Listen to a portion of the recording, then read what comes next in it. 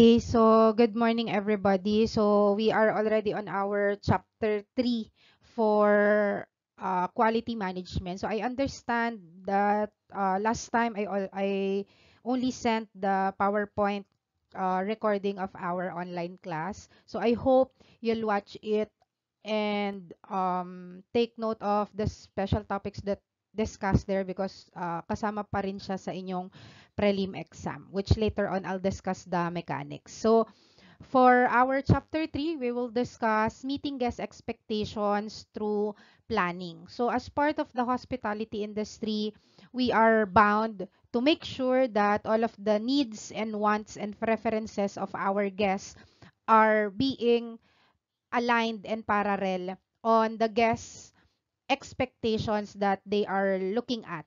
Okay, especially when we are providing them products and services. So, in short, we need to make sure na marireach natin or masusurpass natin yung mga expectations ng guests natin in order for them to become satisfied on our service. So, that's part of quality services in the hospitality. So, for the learning objectives, can you please read Emmanuel?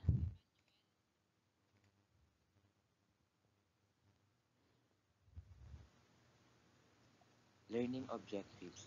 At the end of this chapter, the students will be able to explain the concept of strategy, discuss the various strategies to have good quality service in hospitality, and lastly is develop and implement operational plans. Okay, thank you, Emmanuel. So, class, even though pinagbabasa ko lang kayo ha, that's already a recitation for me because I just want to hear your voices. So, these are the learning objectives that you should be able to acquire at the end of our discussion. Let's begin. First is, as you read the sentence posted on the screen, according to it, it says high performing organizations design work processes from the customer backward to ensure a flow that makes sense from a customer's perspective. So as you read this sentence, what's your understanding or what's your translation and perception based on the sentence that I read to you now? Anyone? How do you explain these clippings? So according to it, yung high-performing organizations design work processes from the customer backward to ensure a flow that makes sense from a customer's perspective. Anyone from the group?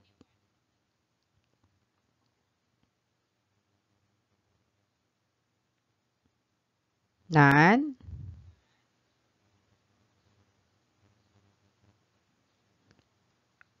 Wait, I'm going to call names. May I call on Kezaya? What's your understanding in these clippings?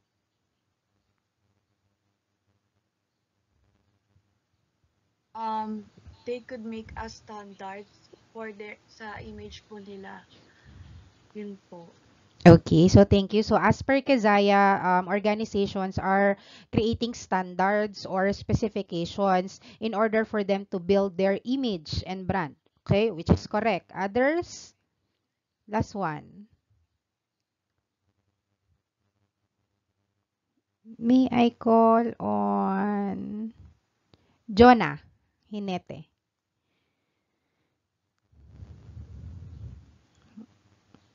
What's your perspective or understanding in this quote or clippings?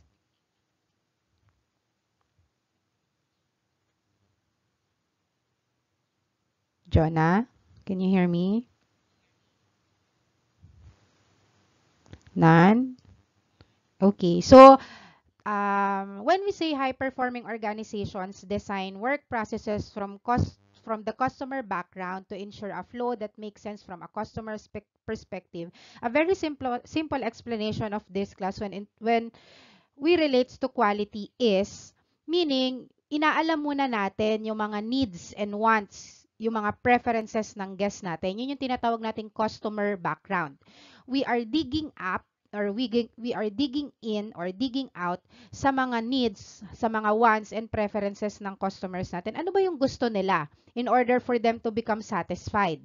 Ano ba yung mga kailangan nating gawin para ma-reach or ma-fulfill yung mga kagustuhan nila? Because if they satisfied and their expectations are being reached, ibig sabihin magkakaroon ng repeat um, customer or magkakaroon ng repeat availment of the products and services that they get previously. So, ibig sabihin, sabi, yung mga magagaling na organizations or malalakas na organization, which is sila na yung mga dominated in the market, natutunan na nila na pag-aralan or bigyang pansin yung mga needs and preferences ng guests nila or ng customer nila in order for them to meet and exceed their guest expectations. So, always remember that we need to make sure na lagi nating titingnan yung customer's perspective because in our um, industry, lagi natin sinasabi, customer is always right. We all know in reality, not all the time. But in our industry, we need to take in consideration their expectation. Kasi sila yung market natin. Sila yung nag-a-avail ng mga products and services natin. That's why, yung perspective nila kailangan laging naka-align sa goal, sa mission, at saka sa vision ng organizations natin. Next. Now, let's define what is business strategy. So when we say business strategy, it outlines the plan of action to achieve the vision and set objectives of an organization and guides the decision-making processes to improve the company's financial stability in a competitive or competing market. So in short, class, when we say business strategy, nowadays, there are a lot of competitors in the market. Hindi lang iisa ang hotel, hindi lang iisa ang airlines, hindi lang iisa ang restaurants. Okay? There are a lot of businesses coming in and coming out in the market. So, ibig sabihin, sobrang dami mong kalaban or there are a lot of competitions na pwedeng maka-affect doon sa performance ng organizations mo or ng business mo. That's why we have to come up with a business strategy. So when we say business strategy, para siyang roadmap para ma-figure out natin saan ba papunta yung company natin or ano ba yung gusto nating mapuntahan. Saan ba tayo naka-goal? Ano yung vision natin for our company? Now, since we have our goal, so for example, in a hotel, in an organization, your goal as part of the hotel organization is to become one of the leading 5-star hotel in the Philippines. So now, ano yung ginagawa mong strategy or ano yung ginagawa nyong action? Ano yung roadmap ng company nyo para ma-achieve yung goal na yon? Okay, so for example, one of your business strategy in order to become the leading hotel in the Philippines is you improve your service by training and developing your employees. Okay, so you train them monthly. Okay, next is you purchase a lot of machines and equipment to enhance your services. So that's business strategy. So you only need to remember na when we say business strategy, para siyang roadmap or plano ng mga steps, step by step na kailangan nyong gawin in order for you to make sure na maa-achieve nyo yung goal, yung mission, and yung vision ng company nyo. Okay? Next.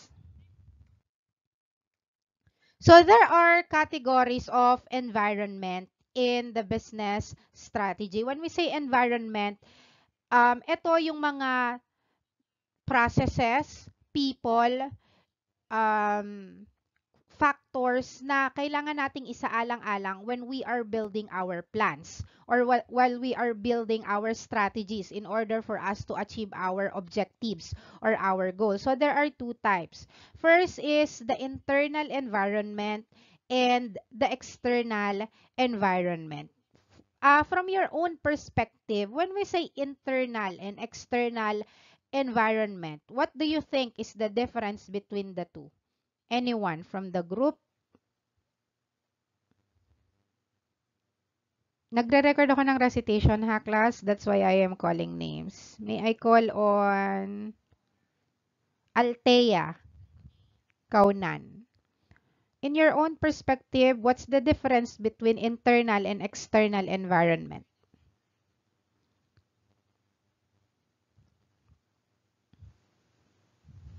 Althea?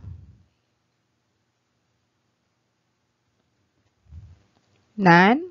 You do not want to answer? Pwede ko mag-try, ma'am. Yes. Uh, Tasha. Ihara Okay. po. Okay.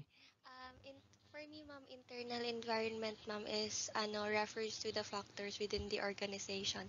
So, like, it can control mga employees, management, mga culture and resources, ma'am, within the company. And Okay. then sa external environment, ma'am, I think it refers din like from the factors outside the organization's control, mga economy, market trends, competitors, and mga government regulations, ma'am. Okay, perfect. Very good. Thank you very much, Tasha. So, correct, class. So, that's the definition. When we say internal and external environment, very simple. When we say internal environment, ito yung mga factors na nasa loob ng organization na nakakaapekto sa pagpaplano ng business strategy. For example, ng internal environment, employees, kasi part sila ng organization. Another one is yung inyong mga processes or standard operating procedure inside your organization. So, anything that is part of the organization or that is belong in the organization is what we call internal environment. Nasa loob.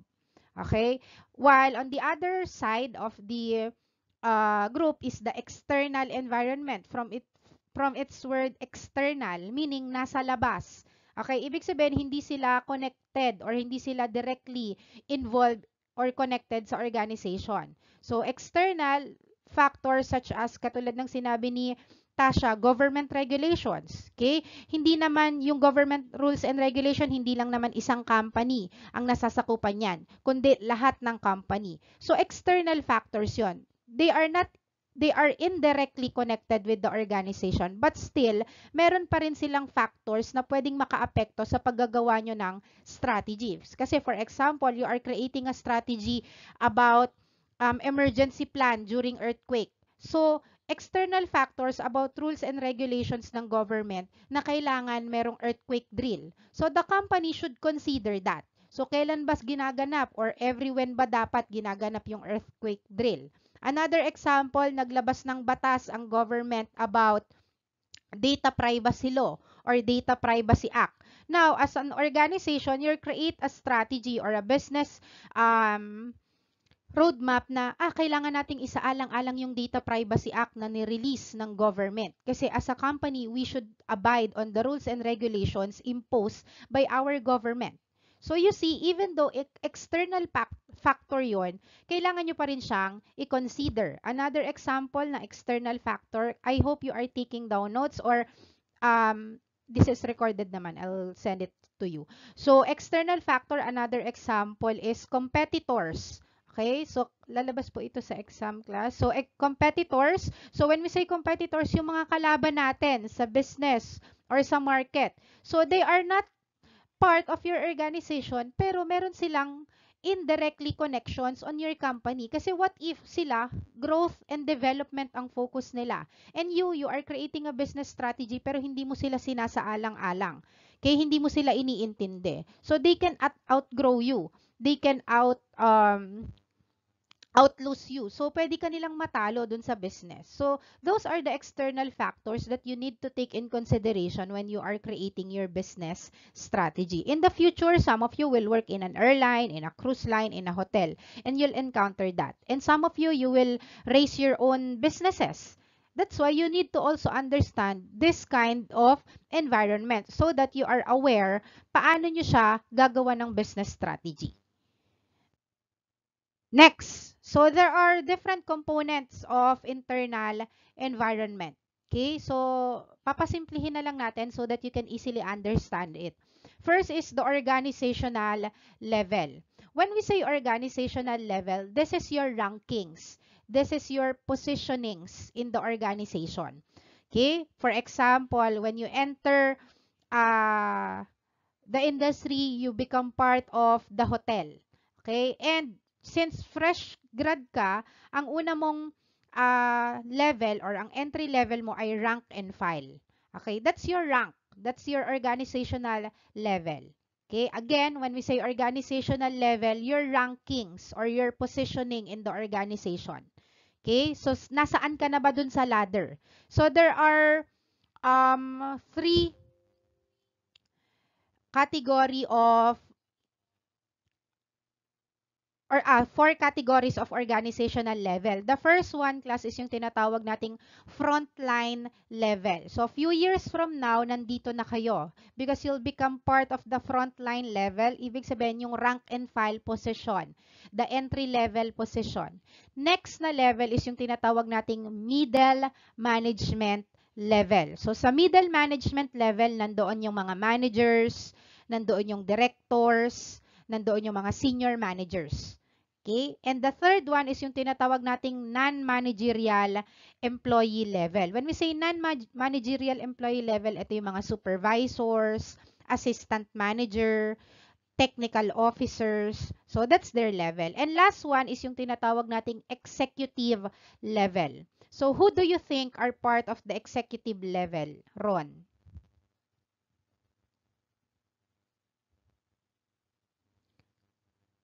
Hello po, ma'am. Yes, audible, dear. The CEO or owner po. Okay, very good. Thank you, Ron. So, correct, class. When you become part of the executive level, so ang makakasama mo naman doon or ang groupings nun ay yung mga CEO, yung mga general manager, yung mga CFO, COO. So, those are organizational level. The ranking of your position in the ladder. So, again, meron tayong apat. The first one is the frontline level. Second one is the middle management level. The third one is the non-managerial level. And the fourth one is the executive level. Now, next is organizational function. When we say organizational function, ang tatandaan nyo lang naman is the roles and responsibilities that are assigned to you. Ano bang trabaho mo when you enter in your organization? Ano ang mga kailangan mong gawin? So, yung job description mo, in short. Okay, so halimbawa, ikaw, cabin crew ka. So, anong job description ng cabin crew? To secure the safety and security and comfort of the guests while flying. So, that's your organizational function because that's your job description.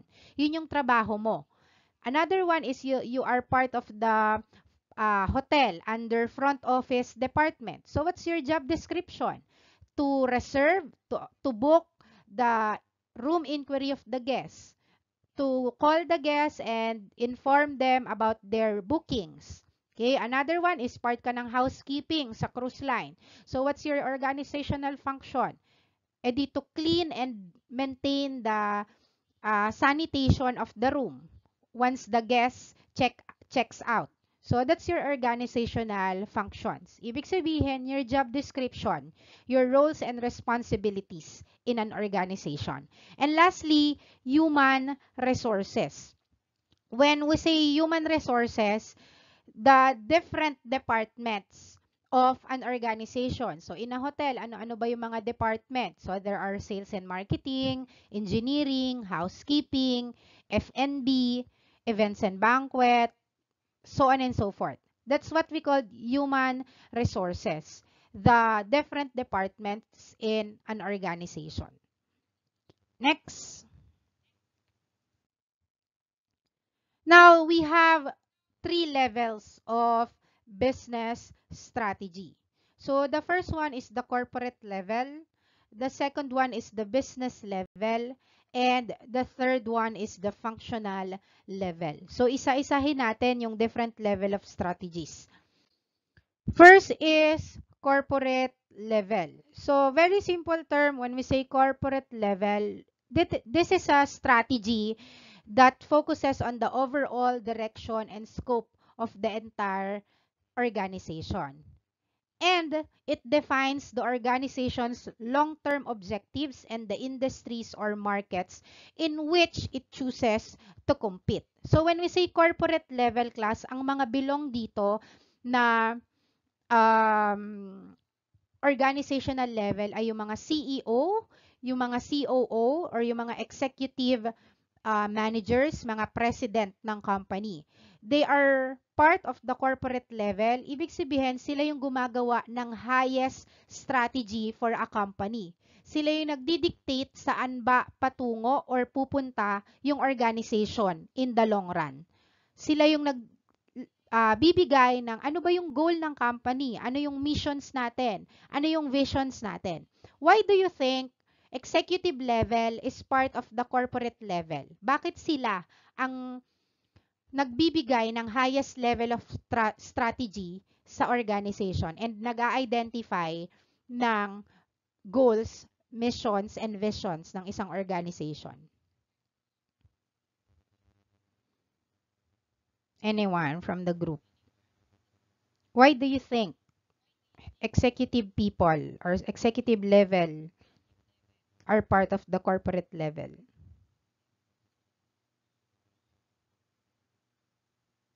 None?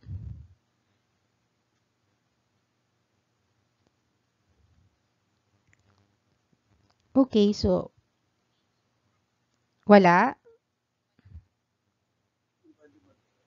Yes, raise your hand dear so I can see you. Hindi ko kasi nakikita sa screen. Surname. Lucenario. Okay, Denzel.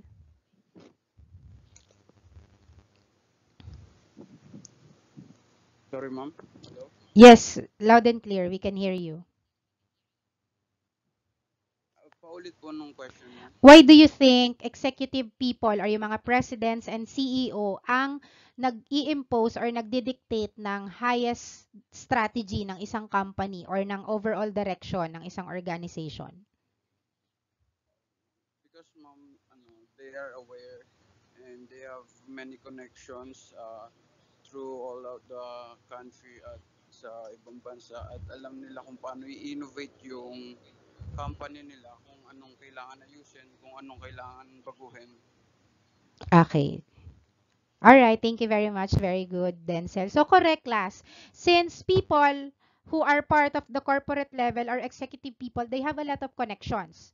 Ibig sabihin, since they owned the shares of the company and they are the one who have the capacity to decide or sila yung merong decision-making capacity para mag-decide kung anong gagawin sa direction ng company. Kasi nga, sila na yung part ng pinakamataas na level. Since sila yung may pinakamataas na level, then they have the power to create, to connect, to decide anong gagawin dun sa company. So that's what we call corporate level. People who are part of the executive level have the capacity to decide, to create, and the power to impose ano yung magiging overall direction ng organization. So, ang tatandaan nyo lang sa corporate level, executive level, decision making, creating mission, vision, and goals of the company. That's it. Next is business level. So, when we say business level, ito naman yung isang strategy kung saan yung bawat individual in a business unit or division within the organization will compete effectively within its respective industry or market segment. Ang tatandaan nyo lang sa business level is the division of the different departments. So, anong ginagawang strategy ng housekeeping para mas mapabilis yung trabaho nila in maintaining the cleanliness and sanitation of the room? Another example is, what's the strategy of the sales and marketing department in order for them to promote and boost the organizational sales and financial goals? Another example is, what's the strategy of the cabin crews in order for them to make sure that the stay of the passenger in the plane during the flight are comfortable and safe and secure. That's what we call business level. Ano yung strategy ng bawat department or ng bawat grupo in order for them to achieve their objectives or their goal? Okay, so that's business level. And lastly, functional level. Ang tatandaan nyo lang dito, yung role nyo as an individual or part of the organization. Ikaw, as part of the organization, as an employee, anong strategy mo in order for you to enhance your products and services, to your guests in order for you to meet your expectations or to meet your guest expectation. For example, flight attendant ka. Okay? When you are welcoming the guests, you smile thoroughly. You welcome them with a smile. You assist them. You serve them food or drinks, or you give their requests. That's functional level strategy. Nakikita nyo, class, yung breakdown from the corporate level to functional level. Pag corporate level, ang focus, CEO, presidents, decision makings, long-term goals. Pagdating ng business level, nahati sa bawat department. Ano yung roles ng bawat department? Pagbaba ng functional level, ano naman yung role or ng strategy ng bawat isang empleyado? Okay, so that's functional level.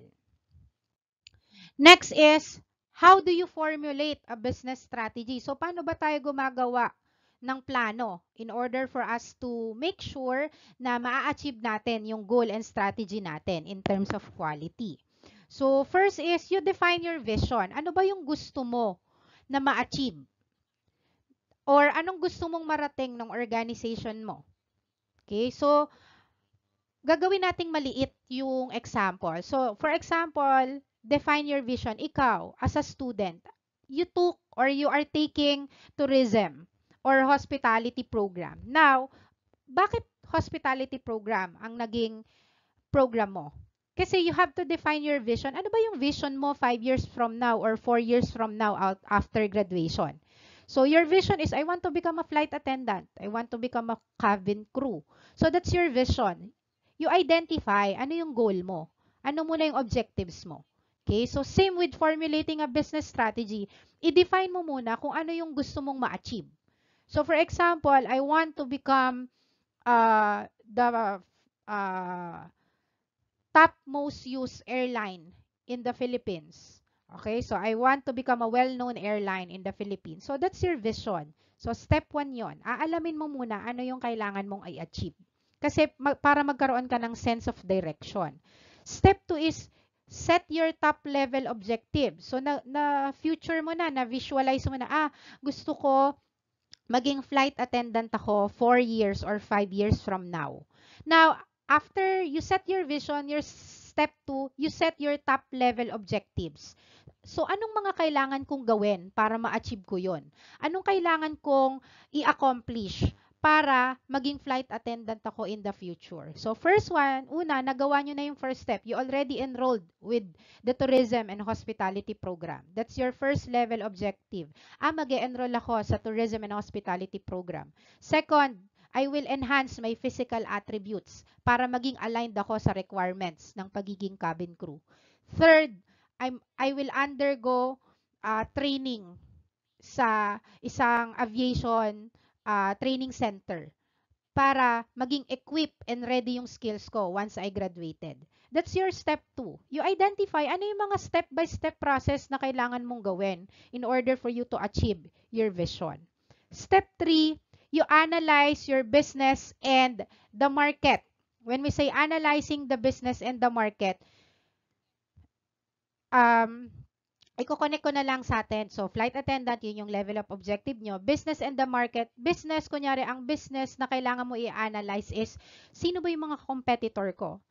So, ilang statistics ba ng student ang naka-enroll sa tourism program? So, ibig sabihin, kung gaano kadami yung students who are enrolled in the tourism and hospitality program, that's the number of competitors that you will face when you apply as a cabin crew. Okay? And the market, when we say the market, after graduation ba, nag-hire ba yung mga airlines na gusto mo? Everyone sila nag-hire. So, you need to analyze, you need to research. Hindi pwedeng, gusto kong maging flight attendant. And then after, what will you do? Okay, you do nothing. Okay, so you need to create research, you need to create feasibility studies, you need to analyze in order for you to make sure na at the end of the day, you're going to reach your destination. Third is define how to gain competitive advantage. I will discuss that on the next slide. Build a strategy framework. So, step 1, define your vision. So, as I said earlier, when we say you define your vision, ano yung gusto mong ma-achieve at the end of the tunnel? Okay? So, sino ba or ano ba yung goal and objectives na kailangan mong ma-reach after you do all of your business strategies. So, when you are defining your vision, dito nyo na din kailangan i-consider for your organization yung mga core values and yung mga desired future positions na kailangan yung ma-achieve in the market. Okay, so another example of defining your vision in an airline, you visualize that your airline will be the most notable airline in the world or magiging top 1 airline kayo in the world in terms of customer service. So that's the vision. Now, after that, you set your level of objectives.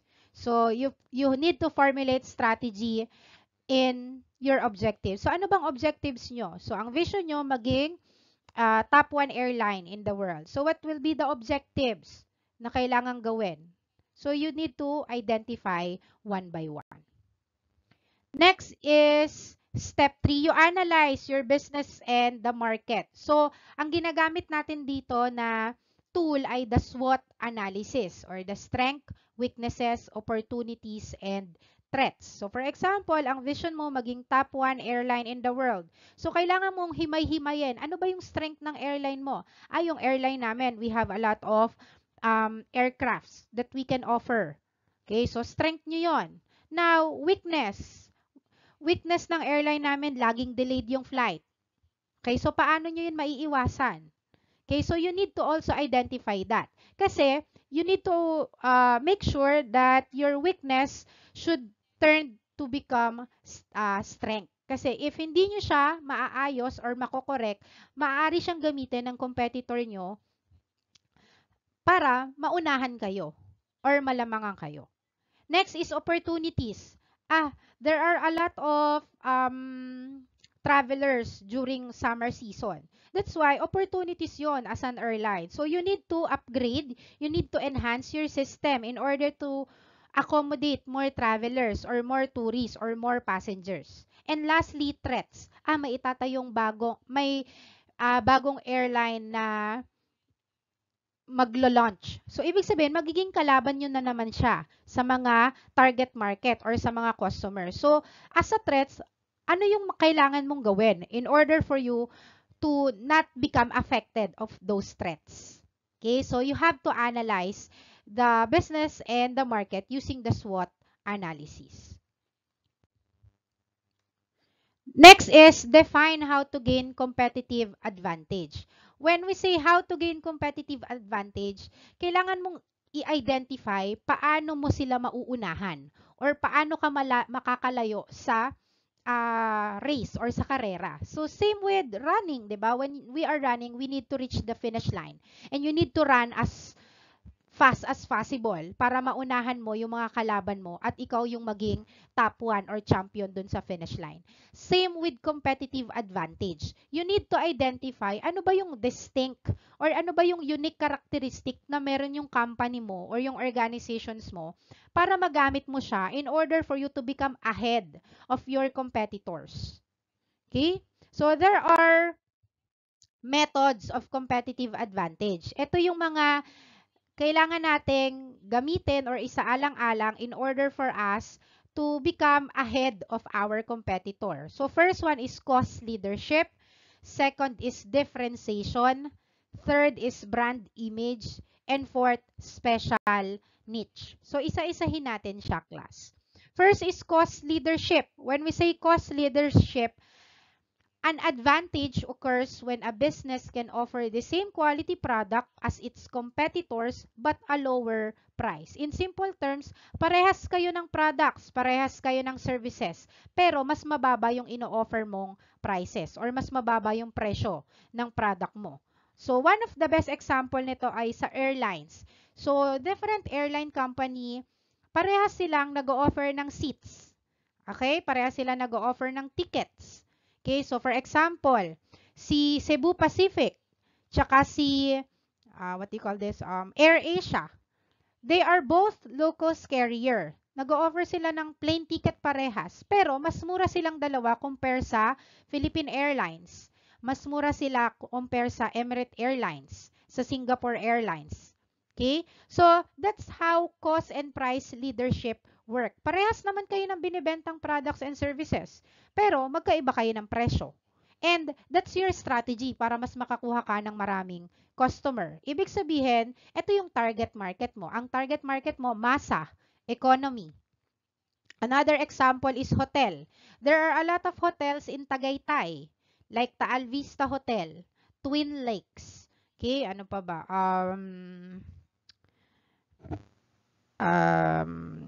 Kashana. So there are all hotels. They are all offering rooms. They are offering accommodations, but they have different prices. Okay? So that's how cost and price leadership works.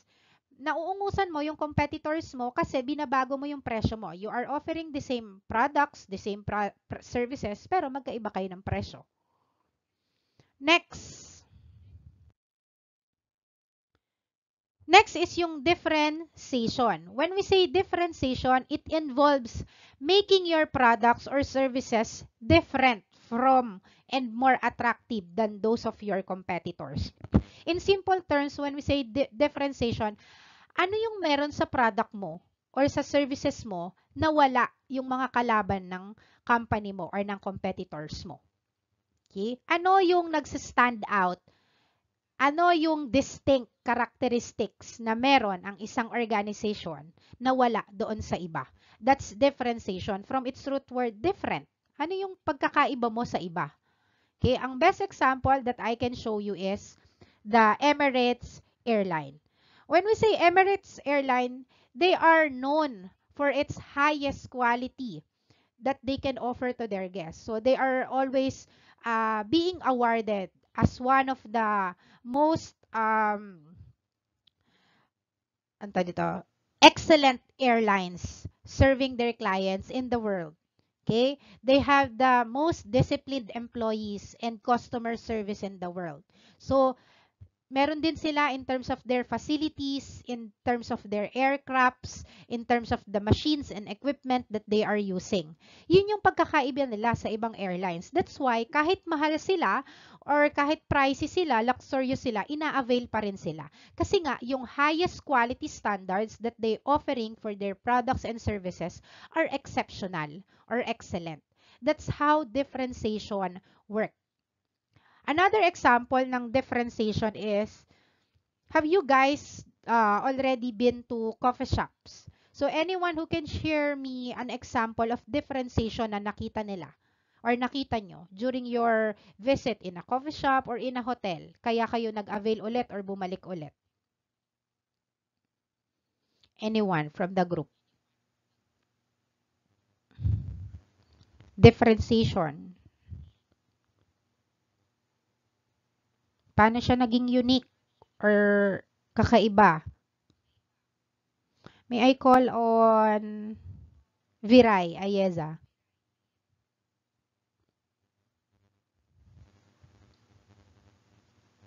Ayeza?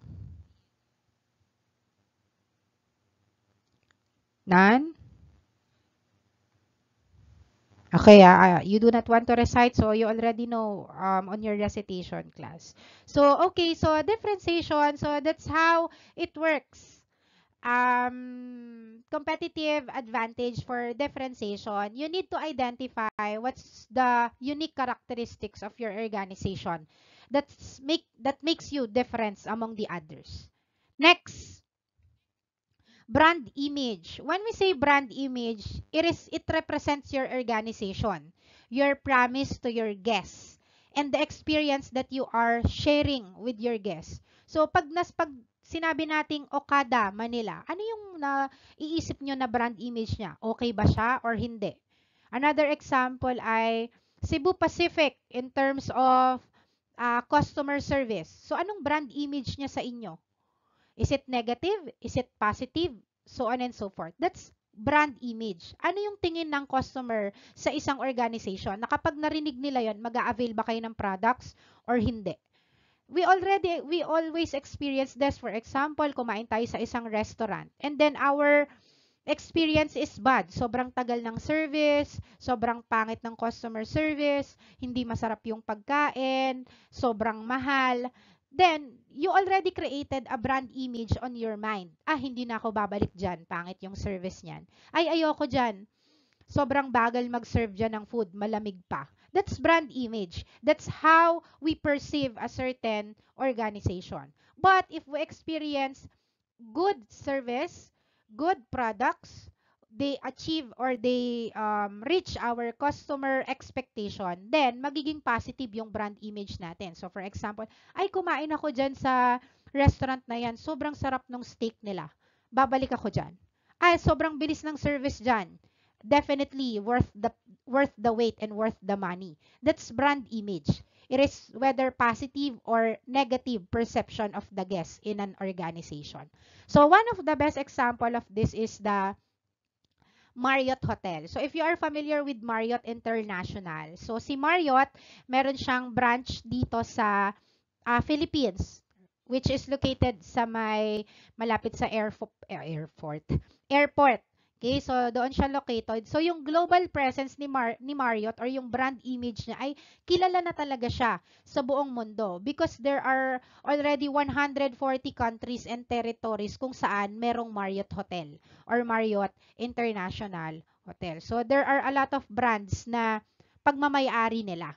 Okay, that's why yung brand image nila in terms of luxury hotel or accommodation is very notorious or kilala na talaga or well-known na sila. Not only in our countries, but across the globe. Especially dun sa 140 countries kung saan meron silang chains of hotel.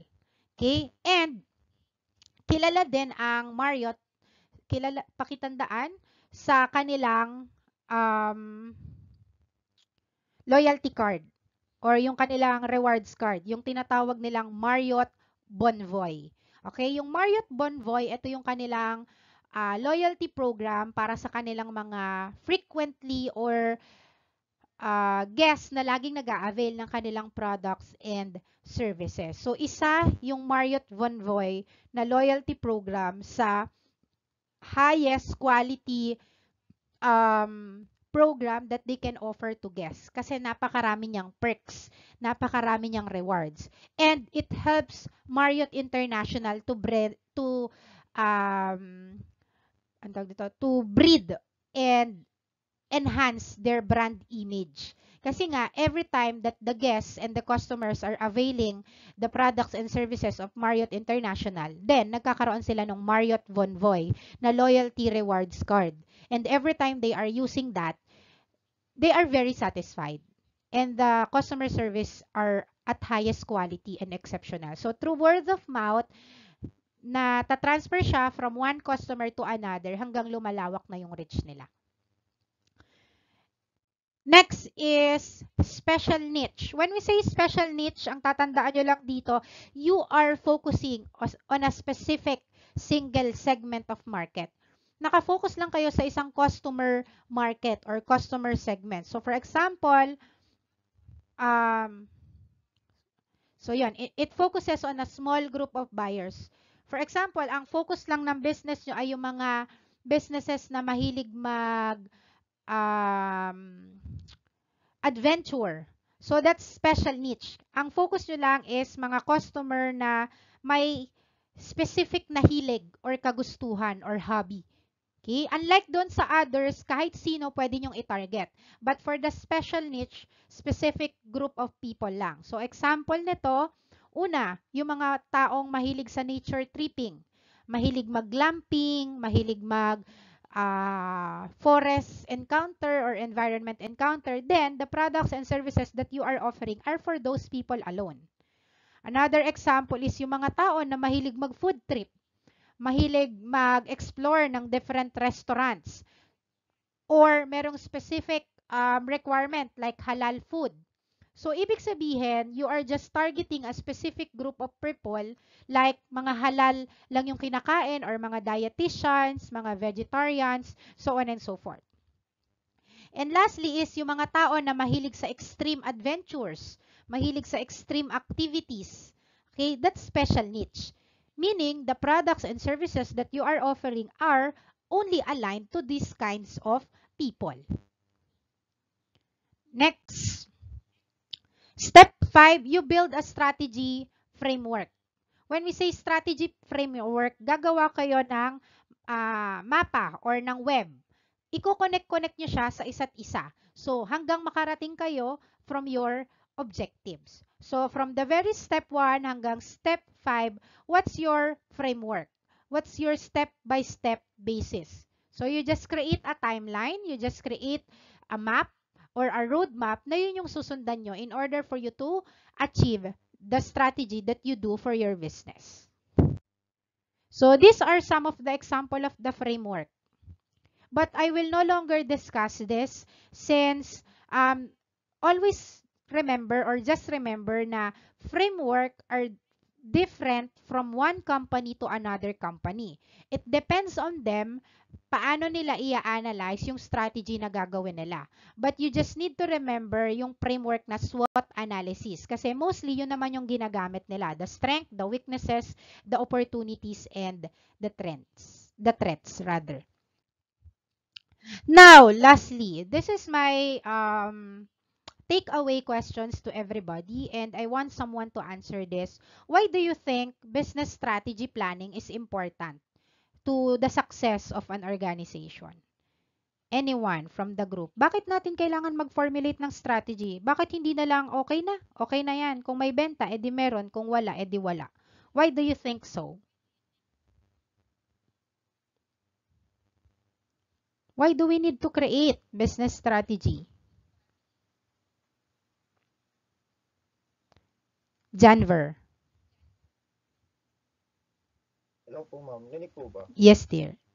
Ma'am, para po kasi sa akin, para po mapaplanuhan po na maayos yung business po at saka para po ma-meet yung mga goals po para po maging success po yung business po. Okay. Po. Thank you very much, Janver. So, correct. We need to create a business strategy because we need to have a plan. Kasi kung wala kang plano, ibig sabihin wala kang sense of direction. Pag wala kang sense of direction, hindi mo alam kung ano yung gagawin mo in the next coming years. Same with you. For example, you took tourism as your program. You took HRM as your program. Kasi ito yung gusto ng parents ko. Kasi ito yung gusto ng kapatid ko.